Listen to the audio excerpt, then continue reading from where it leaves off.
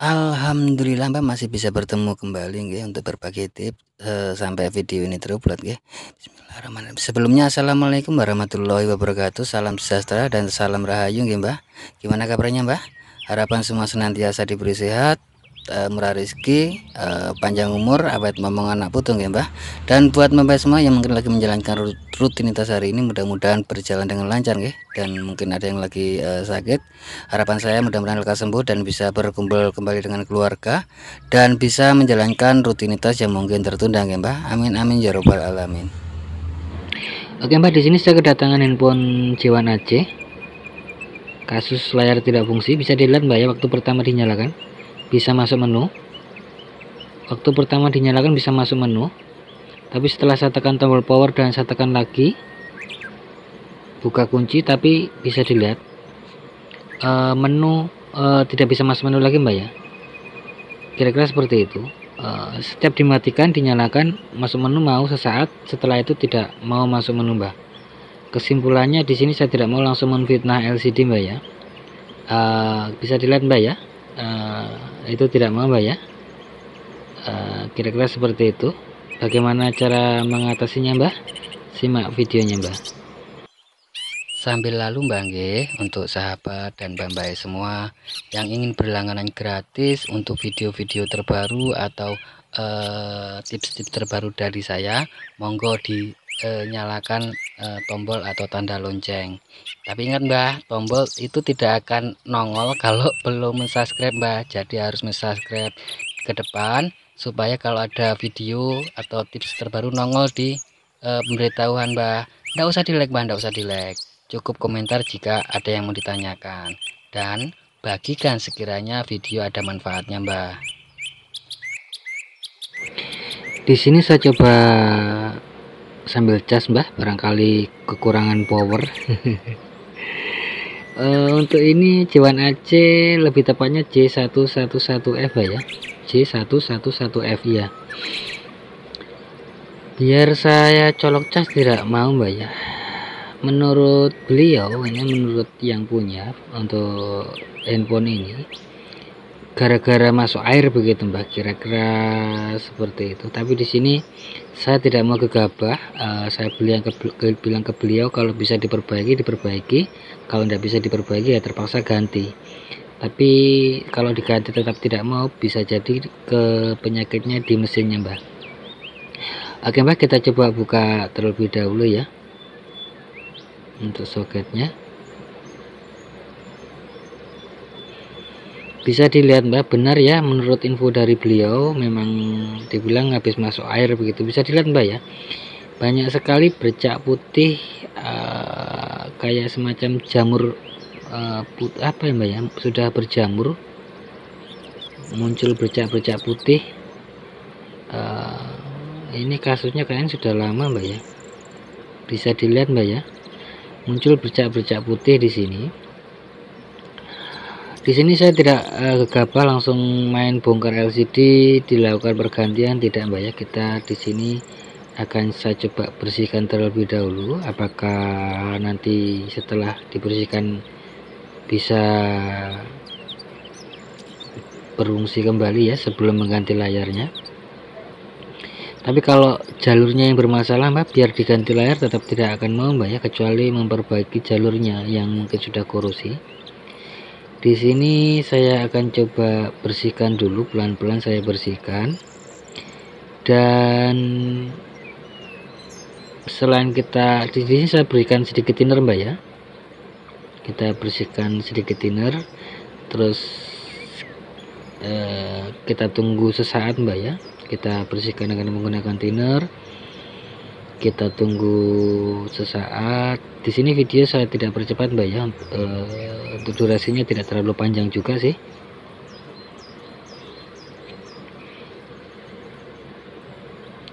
Setelah beberapa waktu, kita coba sambil lihat dulu Mbak jalurnya. Di sini ada dua penanganan Mbak ya untuk kasus begini. Di tengah-tengah kuningan itu bisa kita lihat Mbak, saya klik menggunakan cutter. Mungkin ada yang bertanya, kok dikerik pakai cutter, itu di kanan kiri itu kan ada kuningan, Mbak. Jika kita ini sambil menunggu di bagian pinggir-pinggirnya Mbak ya, sedikit rontok Mbak ya, dibersihkan di sela-sela kuningan itu Mbak, supaya apa, dengan kok saya menggunakan cutter supaya lapisan-lapisan soket itu bersih kembali Mbak ya. Kalau dengan menggunakan thinner saja saya rasa kurang bersih Mbak ya. Jadi sedikit kita kerok untuk di bagian kanan kiri, baik di soket di mesin ataupun di soket di layarnya Mbak, sambil kita cari tahu apakah jalurnya putus. Saya di sini menggunakan kaca pembesar Mbak, tapi di sini saya melihat tidak ada jalur yang putus Mbak ya. Cuman setelah saya pakai kaca pembesar masih ada sedikit di pinggir-pinggirnya itu, putih-putihnya itu tidak bersih begitu loh Mbak. Jadi setelah kita lakukan pembersihan di pinset di bagian area dalam, kok pakai pinset cutter Mbak ya, di area dalam, baik di soket mesin ataupun di soket LCD, kita tadi pakai cutter kan di bagian tengah Mbak. Yang di bagian pinggir baik di soket mesin ataupun di soket layar, kita juga perlu bersihkan Mbak. Cara membersihkannya bagaimana Mbak? Cukup menggunakan jarum pentul atau peniti. Cukup menggunakan jarum pentul Mbak ya. Kita urut satu persatu jalurnya. Kita pastikan tidak ada kotoran atau tidak terjadi short. Untuk bisa dilihat seperti berikut Mbak ya. Kita bersihkan, karena walaupun kalau yang di dalam itu menggunakan thinner kan kita tidak bisa taruh terlalu banyak thinner Mbak, karena nanti bisa masuk ke bagian LCD kalau terlalu banyak thinner Mbak ya. Kita bersihkan. Jadi ada dua tahapan Mbak ya. Pertama di soket tengah, baik di mesin ataupun di fleksibel LCD, itu kita kerok menggunakan cutter. Yang kedua di bagian pinggir kanan kiri, kita bersihkan menggunakan jarum pentul, pelan-pelan Mbak ya, jangan sampai jalurnya malah nanti bermasalah, karena di sini saya lihat banyak sekali kerak atau putih-putih itu Mbak ya. Benar sudah dibersihkan pakai thinner, tapi untuk memastikan sering saya pakai trik ini Mbak, biasa kalau kena air atau apa Mbak ya, kira-kira seperti itu. Karena saya cek pakai kaca pembesar tadi, jalurnya tidak ada masalah Mbak ya, cuman memang ada semacam kerak putih begitu Mbak. Dalam beberapa kasus, kalau kasus seperti ini dibiarkan berlanjut, itu bukan cuman merusak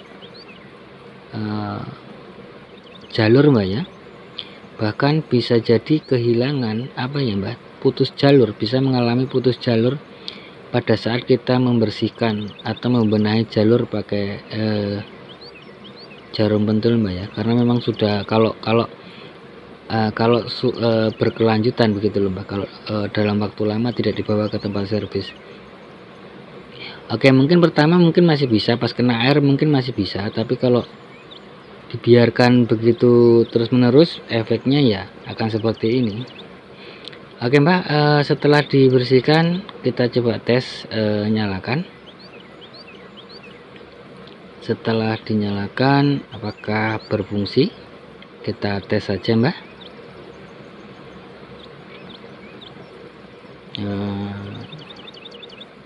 Langkah selanjutnya yaitu menyalakan, kita tes.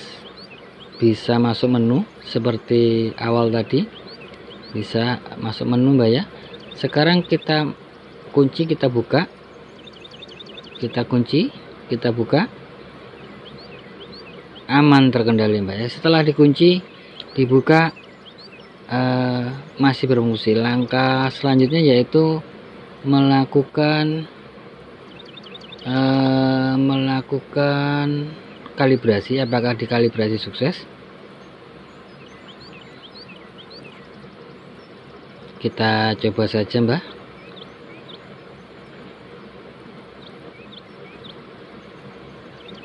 Kita kalibrasi dengan masuk menu panggilan dengan menekan tombol bintang pagar kosong, bintang pagar, Mbak ya. Oke, aman terkendali, Mbak ya. Kita coba sekali lagi.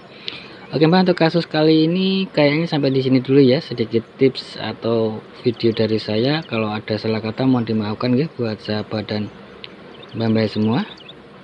Kita coba kamera, Mbak. Kalau kamera belakangnya saya lihat memang sudah kotor, Mbak ya.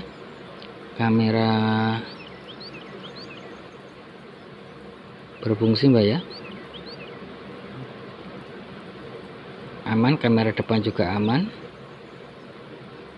Oke, Mbak, kayaknya sampai di sini dulu ya buat sahabat dan Mbak semua. Jika ada salah kata mohon dimaafkan ya buat sahabat dan Mbak semua. Jangan lupa bahagia, berbanyak dalam mengucap rasa syukur dan sedekah, Mbak ya. Dan khusus buat saudara-saudariku muslim dimanapun Anda berada, sekedar mengingatkan saja, perbanyak sholawat dan perbaiki sholat. Akhir kata, akhirus salam, wassalamualaikum warahmatullahi wabarakatuh.